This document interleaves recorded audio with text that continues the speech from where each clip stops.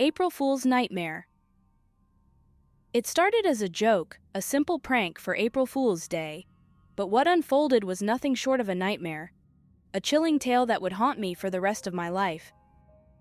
My friends and I had always been the pranksters, the ones who lived for the thrill of the hoax, the laughter, and the shock. This year, we decided to take our antics to a new level, but we never anticipated the horror that would follow. The idea was innocent enough, a fake haunting at an old, supposedly cursed house on the outskirts of town.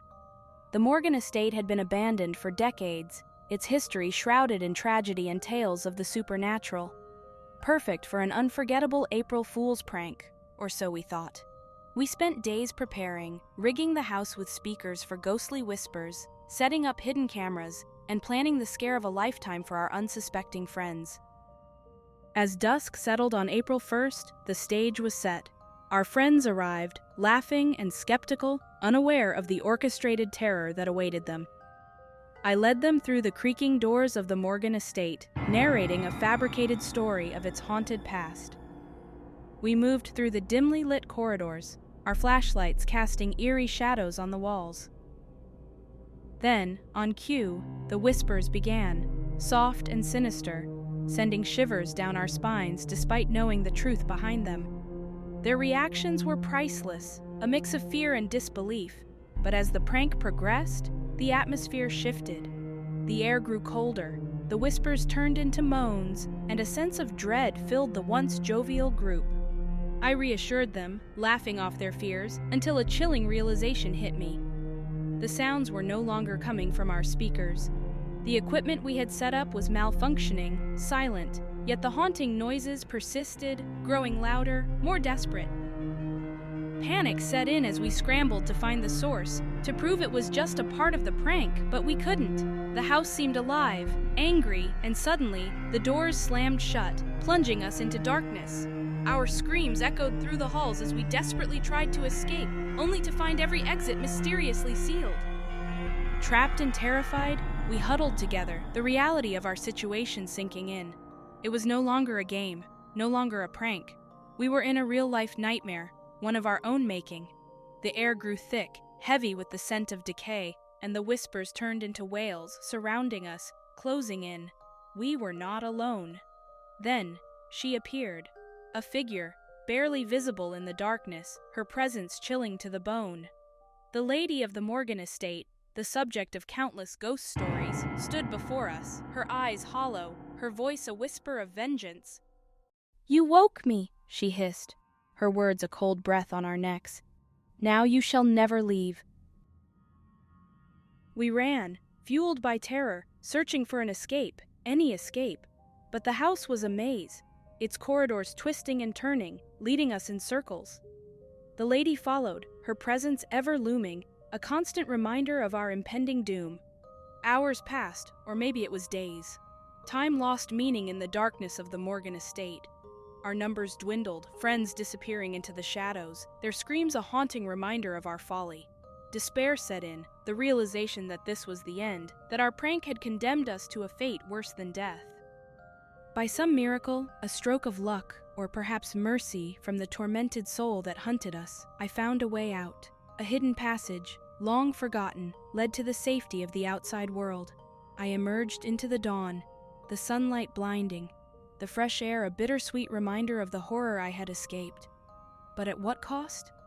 My friends were gone, lost to the darkness of the Morgan estate, their fate a mystery. The police found no evidence of our night of terror, no sign of the horrors we faced. The house stood silent, as if mocking my tale of ghosts and vengeance.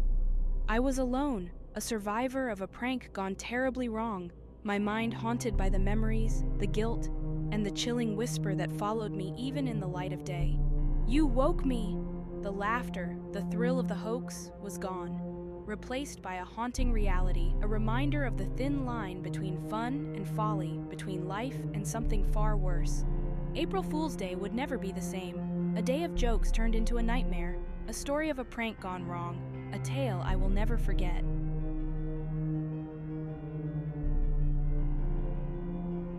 Shadows of April. In the world of pranking, I was always the mastermind, the architect of elaborate schemes designed to thrill and shock. April Fool's Day was my canvas, a day when the lines between reality and deception blurred. This year, I aimed to eclipse all my previous efforts with a prank that would leave my friends bewildered and talking for years to come. However, I was blissfully unaware that I was about to cross a threshold from which there was no return, into a realm where the joke was on me. The concept was simple, yet ingenious, a simulated alien invasion. Utilizing my skills in video editing and special effects, I created convincing footage of UFOs descending upon our town. Coupled with doctored audio clips of news reports and a network of speakers hidden around our usual hangout spots, I was ready to orchestrate a spectacle unlike any other. As the first light of dawn broke on April Fool's Day, I set my plan into motion. My unsuspecting friends received a group message from me, urging them to look outside. One by one, their reactions flooded in, a mix of disbelief and awe. The stage was set, and as I controlled the chaos from behind the scenes, I felt an exhilarating rush. But then something unexpected happened. As the prank progressed, odd occurrences began to pile up. Objects moved inexplicably, electronics malfunctioned, and a palpable tension filled the air, diverging from my meticulously planned script. At first, I dismissed these anomalies as quirks or coincidences, but then the sightings began. Figures, shadowy and indistinct, appearing not just in my manipulated footage but within the very fabric of our reality. Confusion turned to fear, my heart racing as I tried to rationalize what was happening. It was as if my prank had torn a veil, inviting something unforeseen into our world. My friends, once amused, now shared their own unsettling experiences, their fear mirrored in their messages. Determined to uncover the truth, I ventured out, my camera in hand, to document and hopefully dispel the growing dread. What I found was beyond comprehension. The air was charged, thick with a sense of otherworldly anticipation. And there, in the shadowy periphery of my vision, they were beings, not of our world, their forms flickering like a bad signal. Frozen in place, I realized the grave error of my ways. The prank, my creation, had somehow become a beacon, or perhaps it was a coincidence so bizarre it defied logic. These visitors, whether drawn by my actions or by sheer happenstance, were now a reality I had to face. Armed with nothing but my camera, I documented their movements, their ethereal forms barely captured on film. It was then that I understood.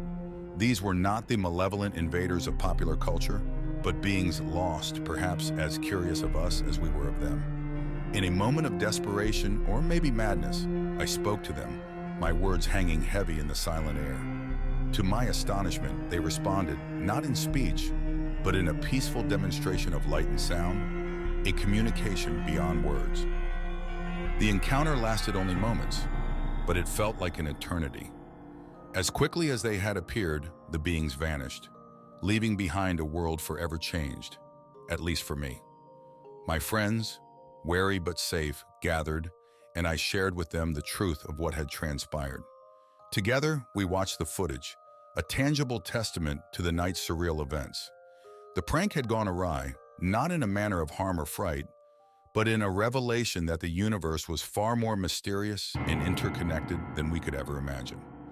April Fool's Day, a day of trickery and laughter, had become a moment of awe and reflection. In the aftermath, I pondered the true nature of our visitors and the cosmic joke that had played out. The prank, intended to deceive, had unveiled a deeper truth, a reminder of the infinite wonders and mysteries that lie just beyond our understanding. As the story of that night spread, it became a legend in its own right, a tale of an April Fool's prank that opened the door to the extraordinary. And for me, it was a humbling lesson in the power of intention and the unexpected paths our actions can lead us down.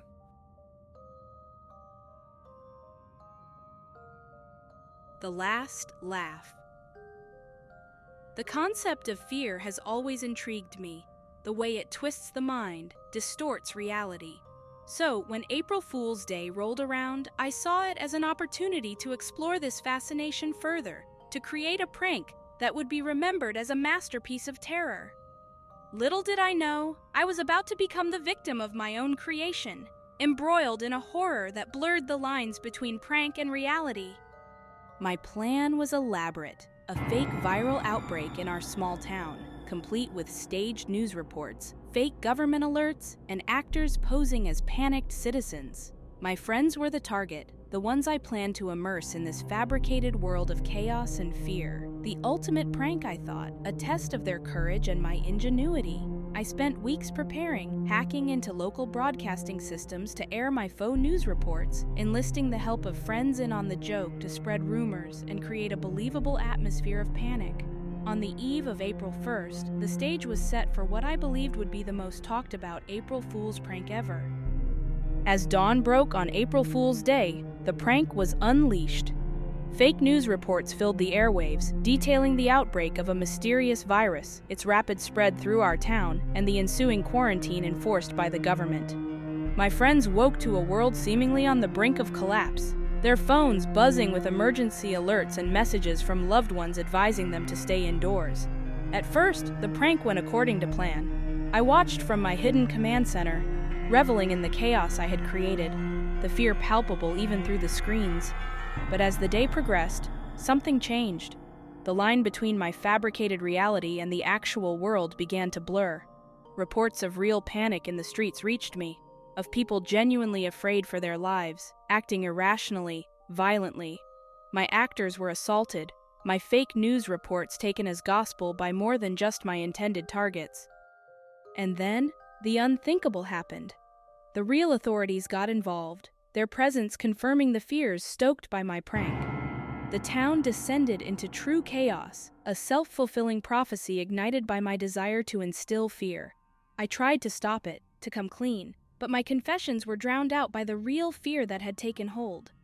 My command center, once a place of control, became my prison as I watched the horror unfold, powerless to stop it. As the day turned to night, the extent of the damage became apparent.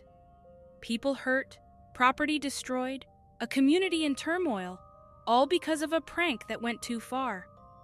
The laughter, the thrill I had sought, was replaced by guilt and a deep, unshakable fear. Not of the chaos I had created, but of the consequences that would surely follow. The final blow came with a knock at my door, the police arriving to arrest me for inciting panic for the harm my prank had caused.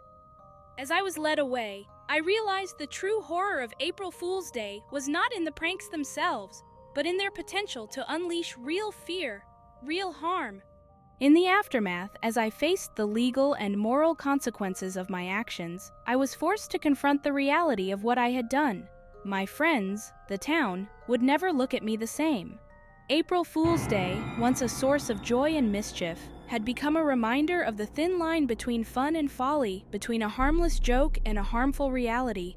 The story of my prank gone wrong spread far and wide, a cautionary tale of the dangers of blurring the lines between fiction and reality, of underestimating the power of fear.